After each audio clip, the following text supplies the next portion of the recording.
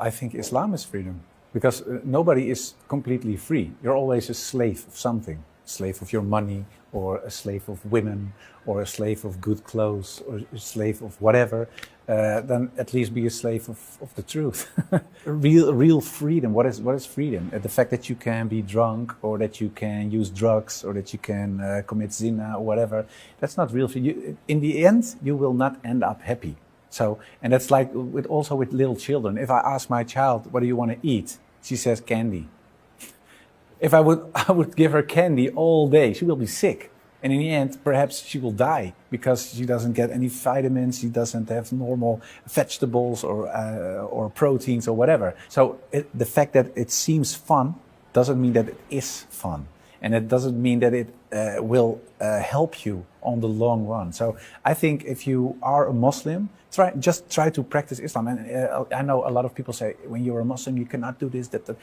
You can do almost everything except for a few things. And the things that you are not allowed to do have to do with your well-being. They say don't drink alcohol, don't use drugs, don't do that. And that has a reason. It's not to bully you or to make you feel bad. No, it's to help you to make sure that you are a happy person. If you're a Muslim, or even if you're not Muslim, if you're constantly using drugs, or you're using other things like alcohol, or you're only going out, date stuff, clubbing, whatever, most of these people end up miserable. I think people have to reconsider what real freedom is. The fact that there are so many pop stars in history, they were very rich. They had a lot of beautiful men or beautiful women, they used drugs, they used alcohol, they did everything. And a lot of those people committed suicide.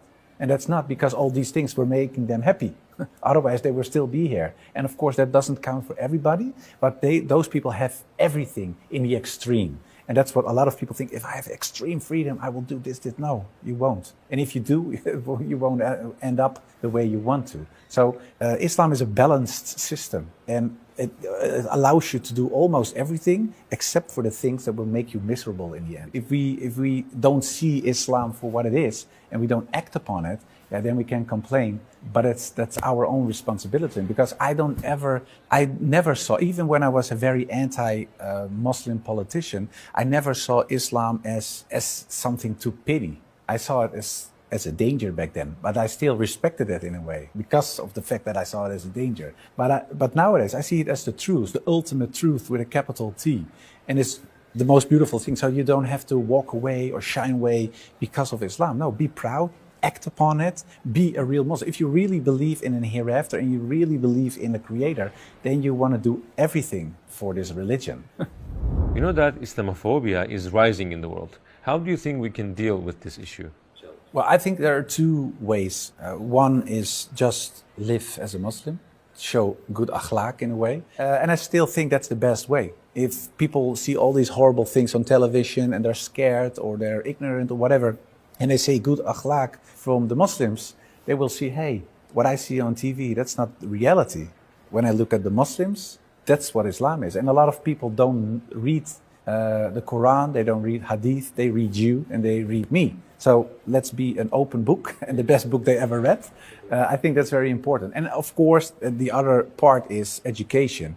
Show people, if they are interested and they want to know more, then they have to be, of course, good people to show them what Islam is, to explain the core concepts and what Islam is. So I think there are two ways. For all the people who are not Muslim yet, who are hesitating, whether you're agnostic or atheist or Christian or Buddhist or Hindu or whatever, it doesn't matter. I wish for all these people, for you at home as well, of course, Islam, and not because I think you're a bad person or whatever. And I think that goes for most of the Muslims. It's not that Muslims think you're a bad person if they want to convey Islam to you, but only, like I said during the interview, Islam really gave me peace of heart and peace of mind. And a lot of people think, well, it's very hard to become a Muslim. I have to pray 5 times and cannot do this or that.